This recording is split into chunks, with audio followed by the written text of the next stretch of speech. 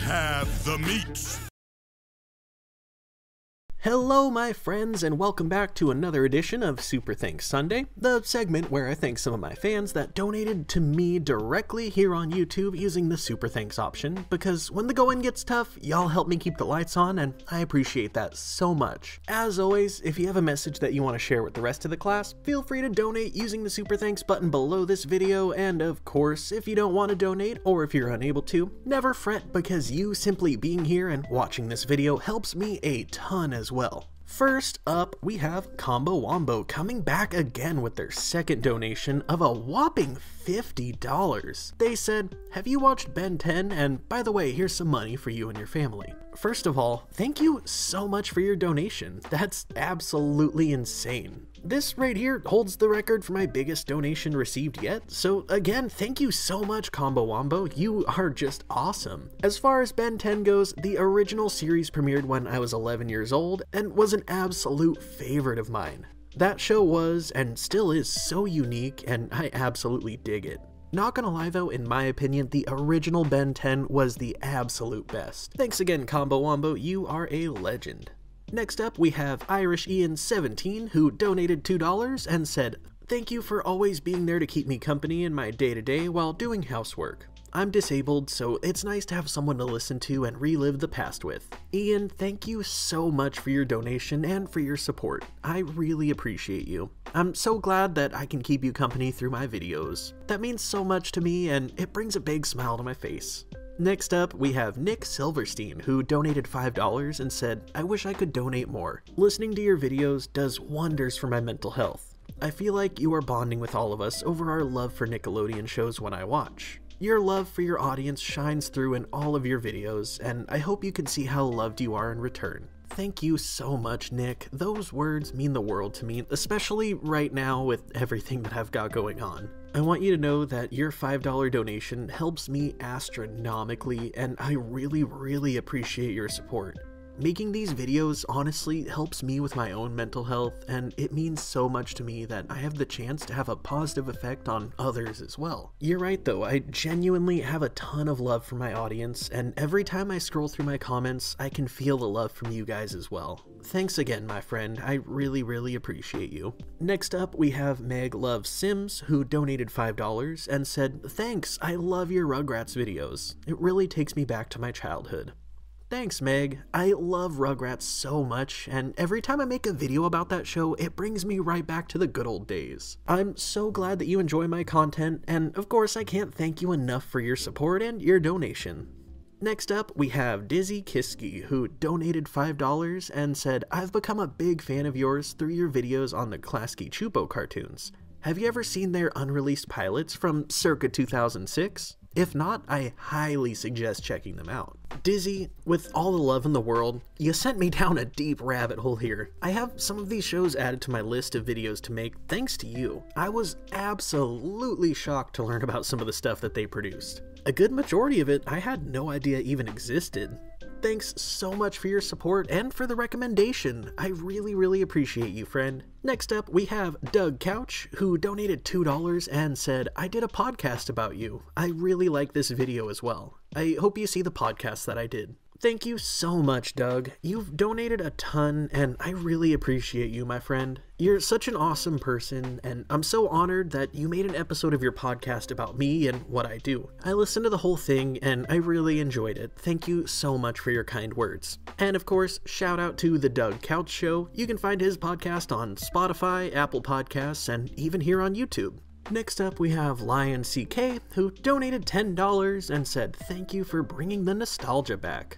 Also, thank you for your services in EMR. I'm a full-time advanced EMT, and I know that these shifts aren't easy. Keep up the great work." Wow, I can't thank you enough, Lion CK, for not only your donation, but what you do. It's one of those things where if you know, you know. Public safety responders go through some really crazy things, and they see some really intense stuff. As a dispatcher, instead of seeing it with my eyes, I was seeing it with my ears. On top of that, I had a chance to do a few ride-alongs with a few of our fire and EMS agencies, and some of the things that I saw were hard to process, to say the least. It takes a really special person to be able to do a job like that, and people like you are incredibly important to society. I can't thank you enough for everything you do, and I really appreciate your support. Next up, we have Shady RK9, who donated $20 and said, "To be honest, I kinda had the same reaction to Rhonda as a kid with glasses. I thought they were nerdy and uncool, and I didn't like them.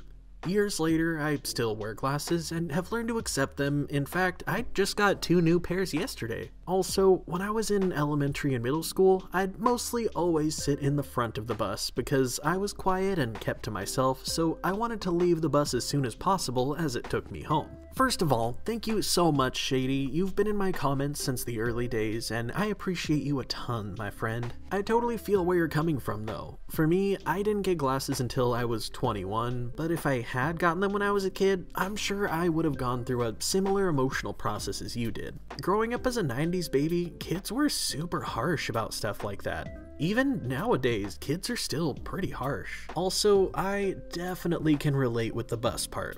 I always wanted to get the hell off the bus as quick as I could so that I could get home and play some video games and finally enjoy myself. I feel this so hard, my friend. Thanks again for your donation and for being here since the early days.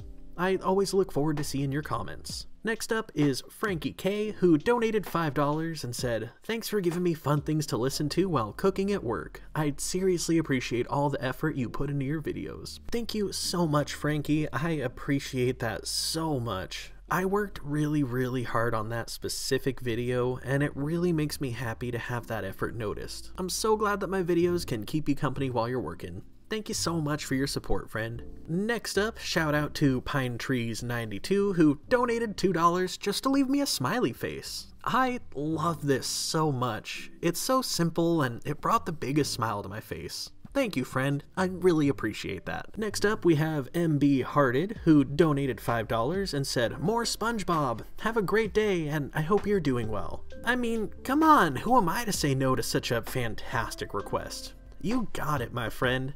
I'm gonna start on my review of SpongeBob Season 2 pretty soon. Being honest though, those videos take me ages to make, so I'm trying to kind of build up a pipeline of a few weeks worth of videos before I start that so that I don't fall behind pouring my life into one specific video. Thanks so much for your donation, and it makes me so incredibly happy that you enjoy my SpongeBob videos. Next up, we have Blackheart Pop Culture, who donated $2 and said, "Thanks, and I would like to say that CatDog represents the duality of life. Like you said about being a grown-up and having a childlike wonder. I myself deal with this, live with it.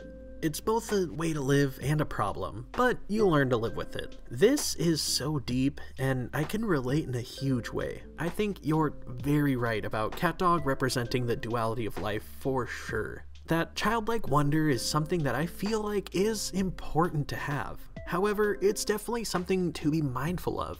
For me, it's something that I've always had and thankfully never lost, but I do have to keep it in check. If I embraced it too much, I'd spend literally sun up to sun down playing toys with my kids and just kind of hanging out, and I would never really get anything done. Sometimes it's hard for me to take things seriously, but it's something that I try to be incredibly mindful of. Thank you so much for your donation, Blackheart Pop Culture. I really appreciate that. I've definitely seen your name pop up a ton in my comments for a long time now, and I want to say that I always look forward to seeing your comments. And that, my friends, is all the super thanks that we're going to cover today. If you already purchased a super thanks and I haven't read it out to the rest of the class yet, it's because I recorded this before you donated, so pretty please just be a little patient, as I will be giving you a shout out likely in the next Super Thanks Sunday. I can't thank you all enough for your support. You know, I've seen a few comments of people saying stuff like YouTubers thank their fans too much, or just being annoyed by the Super Thanks Sunday segment, and I just want to say that though it may not be your cup of tea, that's why I give a timestamp in the beginning of every single one of these. Furthermore, I'm gonna be honest guys, I'm never gonna stop saying thank you. I refuse to, period, point blank. I mean, to put it in perspective, I used to work at a job where I was forced to listen to people say their last words and take their last breath on a weekly and sometimes daily basis. My dispatch center was police, fire, and medical calls. I have heard it all, and I'm not gonna lie guys, it really affected my mental health. My brain just kind of couldn't handle it anymore, but they had me in what I like to call the golden handcuffs. Such great pay and such amazing benefits that I literally couldn't find any other job that would come close in comparison. However, you guys saved me. It's not easy for me to talk about, but towards the end of my time there, I was in a really not okay spot. And it's because of the support from all of you guys that I got to leave that world behind and focus on healing myself. So yeah, I'm gonna say thanks in every video, sometimes more than once per video, and for those of you that don't have a problem with me doing that, I appreciate you, and I hope that you understand where I'm coming from. With that being said though, cheers to growing and moving forward, and I'll see all of you folks in the next Super Thanks Sunday.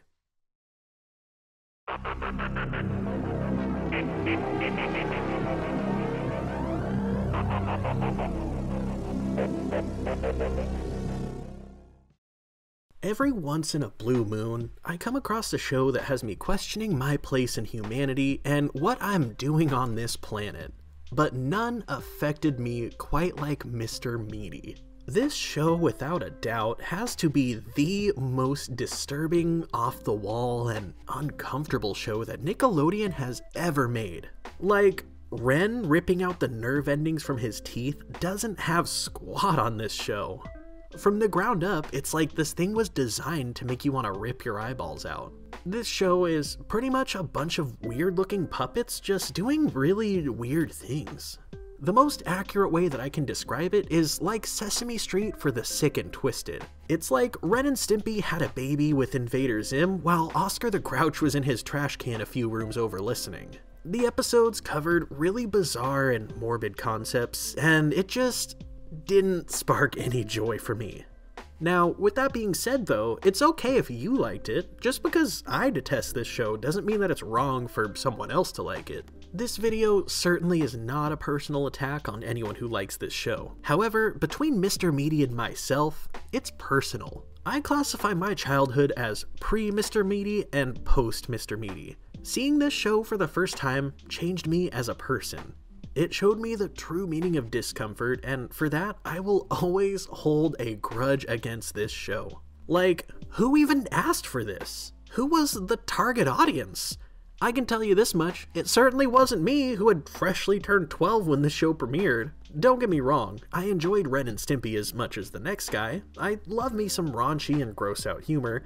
But like, this show just kinda felt like grotesque for the sake of being grotesque without much reasoning behind it other than shock value. It almost felt like this show was like tactfully designed to traumatize kids. And like, all these years later, it still makes me really uncomfortable.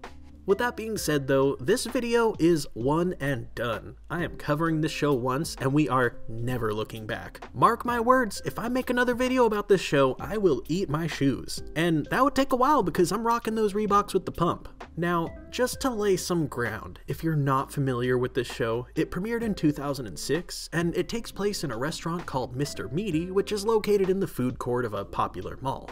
Its main characters would be Josh, the teenage cashier of the restaurant, who's very self-centered and kind of full of himself, as well as Parker, who's the teenage fry cook that is very gluttonous and overall kind of awkward. The show would follow their adventures at work together and the bizarre and uncomfortable situations that they would oftentimes get stuck in. And with that being said, that's pretty much all there is to it. It's a show that's very simple in premise, but that simplicity leaves them so much more room to focus on all the random twisted scenarios that these two characters regularly end up in. In all of my research about this show though, there is one episode that continuously gets dubbed the most disturbing episode of the bunch. An episode so chilling that anytime this show gets brought up, there's comment after comment after comment of people talking about how much this specific episode traumatized them. And that's why today, on our nostalgic walk down Gross Out Lane, we're going to be checking out the episode of Mr. Meaty called Mooch Master P. This episode starts out at lunchtime at Mr. Meaty as Josh finishes serving a customer. As soon as the customer walks away, he's excited to pull out his own lunch. Homemade meatball sandwich with vegetables. Oh, finally some good food.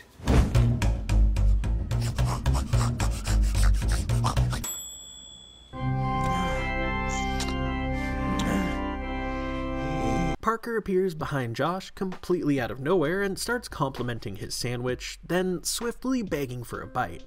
Josh basically tells him to go make his own food, but Parker continues to beg, saying that he never gets to eat homemade food. Josh finally caves, telling Parker that he can have just one bite, but when Parker's one bite is basically the entire sandwich, Josh gets understandably upset, calling Parker a moocher. Parker immediately plays the Uno reverse card, telling him that this is his fault because he wasn't specific enough about the qualifications of his one bite. If you're gonna be a moocher, go mooch somewhere else. That's a great idea! Oh, I can't believe I didn't think about that! We cut on over to another part of the food court where Parker is approaching a cop who's gazing longingly into the hole of a donut. Parker tells the cop that he shouldn't eat that donut alone because there's likely bad guys in the mall who are waiting for him to get full and sleepy. The cop is easily fooled by Parker's logic, and next thing you know, he's feeding the donut to him. I couldn't possibly. Oh, there's no. Oh, take it easy now. This is delicious! Oh, that was delicious. Right after that, Parker approaches a woman eating some grapes while sitting on a bench. He asks her about the grapes, and she begrudgingly offers him one, which leads to him literally eating all of them except for one lone grape. He hands the vines back to her, telling her that she can have the rest. My healthy snack, you moocher! I ate something healthy? I hope I don't get sick. We then cut over to a lady who's getting a burrito at Burrito Explosion. As she walks away from the counter, Parker stalks her from behind. He approaches, saying that he's seen burritos in his day, but never one that looked as special and delicious as hers. She excitedly explains that it's their new mystery burrito, to which Parker tells her that the only mystery is if it's made of dog or cat meat. He coaxes her into letting him test it for her, and as you'd expect, he eats pretty much the whole thing, wrapper and all. And by the way, it is cat. Parker, you moocher! Thought I was wearing a watch. We cut back over to Mr. Meaty, where Parker is sleeping in a pile of food that he's mooched off of everyone. Josh approaches and wakes him up, saying that he needs to stop mooching because everybody in the mall is calling him the mall moocher. Parker defends himself, saying that he has no idea what Josh is talking about. He says that he's not being a mall moocher, he's being a happy helper. Get your own food, okay? You are not mooching off me any longer. Are you challenging the Mooch Master? Parker, it's not a challenge. How did you mooch my work shirt? The same way I got your pants. What? Huh! Later on, Parker spies Josh putting something in the microwave, saying that he's starving. As soon as Josh walks away, Parker comes up and opens the microwave. He pulls out the burger patty that's in the middle of microwaving, and he tells Josh in kind of a mocking tone that he's gonna take a bite of his burger. Josh runs over in an attempt to stop Parker, but he's not able to make it there before the raw meat is all the way down Parker's gullet. I can't believe you just did that. You know what, dude? You totally make terrible burgers, Josh. I mean, it tastes funny and it's all squishy. Yeah, it tastes funny because it was raw, you moocher.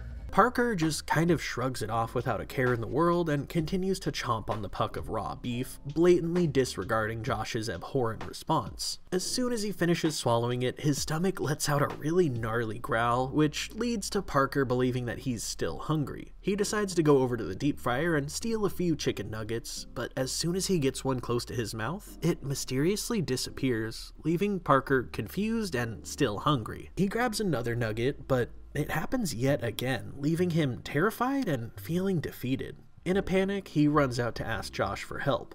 Josh watches him attempt to eat a roll, only to witness it disappear as soon as it gets close to his mouth. Josh is amazed by this mysterious curse. Meanwhile, there's a customer nearby who's waiting for her burger. Parker gets it for her, but when he tries to hand it over, it disappears without even really getting close to his mouth. Are you some kind of magic genie or something? Oh, Josh! You gotta help me! I can't eat anything without it disappearing! He's a magic genie, you know. Josh tells Parker to rest assured because he knows exactly what to do. We see Josh equip a camcorder, which he plans to use to record Parker while he attempts to eat something. After that, Josh reviews the footage and decides to play it back in slow motion. What is that? Well, it looks like the moocher has become the moochie, buddy. You got a tapeworm, buddy. Must have been that raw burger you ate. Parker begins to panic, feeling violated about having a tapeworm inside of his body. He starts to punch his own stomach, telling it to get out of him. Josh stops Parker before he hurts himself too much, telling him that there's a more scientific way that they can go about removing the tapeworm. Next thing you know, we see a sausage sitting on the counter with a string tied to it. Josh tells Parker to walk up to the sausage, which he does rather hesitantly. Gotcha. She's a fighter. I'm reeling you in. Josh continues to battle with this marlin of a tapeworm, and eventually he wins, forcefully yanking the entire tapeworm out of Parker's body. Parker stands there holding it while he freaks out, and the rabid tapeworm goes absolutely nuts. Josh approaches and captures the tapeworm in a cage as Parker finally comes to the conclusion that he's never mooching from anyone again. Just then, a guy who looks very similar to Crocodile Dundee walks up to them, saying that that's a fine looking tapeworm and that he'd like to buy it from them for $20 so he can put it in his zoo. I've handled these little beauties before. Come on, sweetheart. Okay, come on. Here we go. Come on in.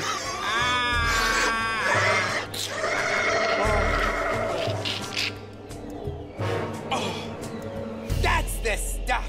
Parker and Josh stand there just absolutely disgusted as the guy talks about how much it tickles going down. As Crocodile Dundee leaves, Parker is super hyped to have $20, but then Josh recommends that he uses it to buy food for everyone that he mooched off of. Of course, Parker agrees as long as he can at least get a bite or two. And just like that, the episode comes to an end. Okay, first of all, this is a weird one to dissect, obviously. Before I get into it though, I need some feedback from this show's intended audience. Apparently, in May of 2007, this show ranked as the 4th highest rated Saturday morning show watched by kids between the ages of 2 through 11 years old. So with that in mind, my friends who were born near 2005-ish, specifically that grew up watching this and would have been near that age 2 range at the time, would you mind sharing your opinions of this show with the rest of the class? I would love some feedback from the intended audience because, like I said earlier, this show was very much so not meant for me. With that being said, I'm going to admit right out the gate that my reception of this show is definitely biased. So on that note, I'd love to see some testimonials from people who grew up watching this and enjoying it. Let me know in the comments down below. Moving on though, we have to start with the overall show as a whole. The vibe and feel to this is just unpleasant and grody in my opinion. I mean, the overall look of the puppets right out the gate is just kind of disturbing to me. There's just something about Josh's lips, eyes, and nose that makes me want to take low-grit sandpaper to my eyeballs. The look of this puppet's face is just so creepy. Every other puppet in this show has lip, eye, and nose skin that matches their natural complexion. Meanwhile, Josh's features are just so pink in contrast to his yellow skin. On top of that, it's like all of those features are puffy and swollen.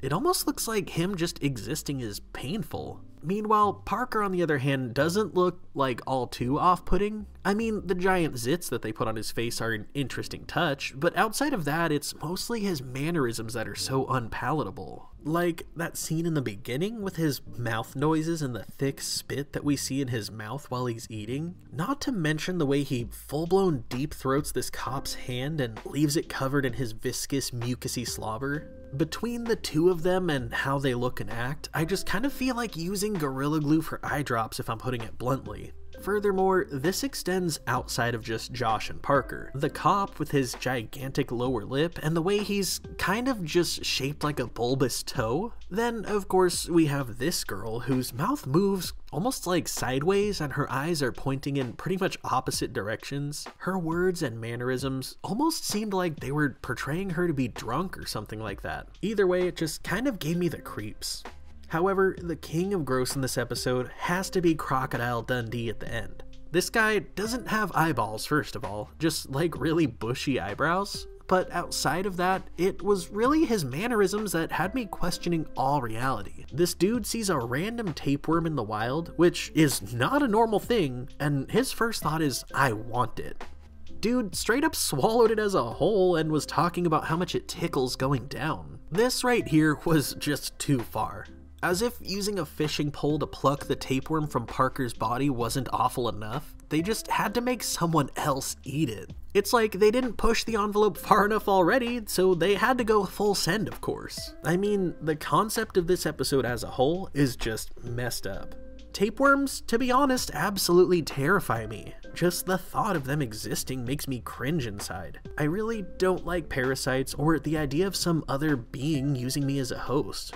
It's bad enough to know that our bodies are home to a plethora of natural bacteria. The thought of some sort of invasive parasite entering my ecosystem makes me just More than anything though, I've learned from this show that the behaviors of a character can have just as big of an effect on the gross out factor of the show as their actual appearance can. Like, Parker could be a gross, disgusting puppet all he wants, but maybe if he was more nice and happy-go-lucky, he may have been a little more tolerable in this episode. Instead though, he was a manipulative moocher who was willing to lie to people and do whatever it took to get what he wanted from them. This right here just brings him to a really low level of deplorable in my eyes. By all means, asking someone to share a bite of food with you doesn't automatically make you a moocher. But like, the fact that he was doing it to straight up everyone and was so cunning and guileful about it really drove home the point that he was being an absolute moocher. In the end though, of course, he would get a taste of his own medicine. He was stealing food from literally everybody and taking advantage of their kindness, which more often than not was forced on his behalf. Him getting the tapeworm was definitely justified. I mean, his mooching got to the point where he was proud of it and calling himself the Mooch Master. This guy straight up got to the point where he was no longer denying it, but actually embracing it and claiming to be the best at mooching off of people. It honestly seemed fitting and felt like karma that he would get the ultimate moocher inside of him. He was making everyone around him miserable for his own enjoyment, which is just a really lame thing to do. The icing on the cake that really was the pinnacle of this episode though was the point where Parker's head gets too big. Claiming to be the ultimate moocher, he ends up eating Josh's snack, which was a beef patty being cooked in the microwave. Him eating the raw patty and being completely oblivious to it nearly had me banging my head on my desk. Like, what's this dude gonna do next? Go into the bathroom and snack on a urinal cake thinking that it's a giant sweet tart? There comes a point when a character in a show does something so dumb that it's almost like nails on a chalkboard annoying. I mean, people eat raw beef every day, but not like halfway cooked in a microwave. That thing had Danger Zone literally written all over it. Imagine that though. Being such a glutton that you straight up don't even realize when you're eating something that's going to blatantly make you incredibly sick. This right here is just Parker having next level negligence towards himself for the sake of filling his stomach to spite Josh, who questioned his mooching in a negative way. I mean, it's a full-blown example of cutting the nose off to spite the face. I do find myself asking though, why the hell was he cooking a patty in the microwave? I mean, you can, but it's not exactly conventional or practical. Furthermore, they're literally in a fast food restaurant. Why didn't he just heat the patty up on the grill? I mean, I get that he wanted to keep it away from Parker, and that Parker is the fry cook, so he would likely need to be the one to heat it up while Josh is manning the cash register and serving, but it's not like cooking it in the microwave worked anyways. Parker still got to the patty and ended up eating it, so in all reality, cooking it in the microwave was just kind of pointless, unless Josh was doing it on purpose in hopes of teaching Parker a lesson. I will say this much though, I can relate to Josh's frustrations towards Parker. For me, one of my biggest pet peeves is when someone takes the first bite of my food. For me, it's not even mooching. I'll totally give you the second bite and I'll even share the rest of it with you. But like, if it's my food, I gotta get that first bite. More than anything for me, I've found that the first bite is always the best one, and getting robbed of that is something that drives me nuts. It's also kind of a respect thing for me. It feels kind of disrespectful to walk up to someone who just served themselves and ask them for a bite before they've even had a chance to have one bite of their own food.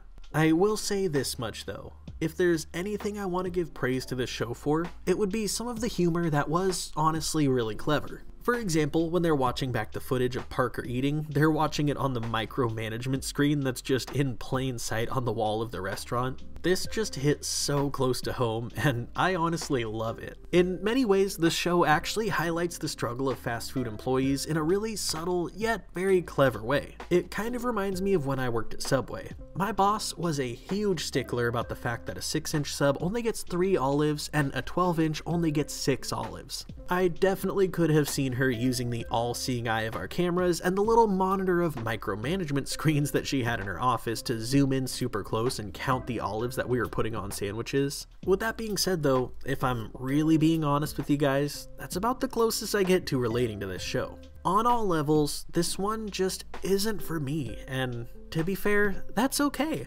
We all have our preferences and opinions. I, for one, would rather tear out my brainstem and walk out to the nearest 4-way intersection and skip rope with it than ever have to watch this show again. But what do you guys think? Did you enjoy this show as a kid, or did it traumatize you too?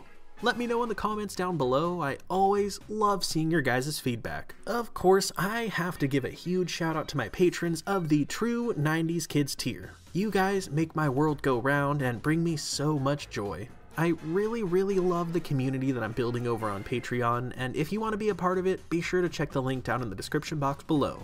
If you enjoyed this video, then be sure to drop a like and give praise to the algorithm in hopes that it pushes this video to everyone else, and as always, thank you all so much for watching, and I'll see you guys in the next one. Peace.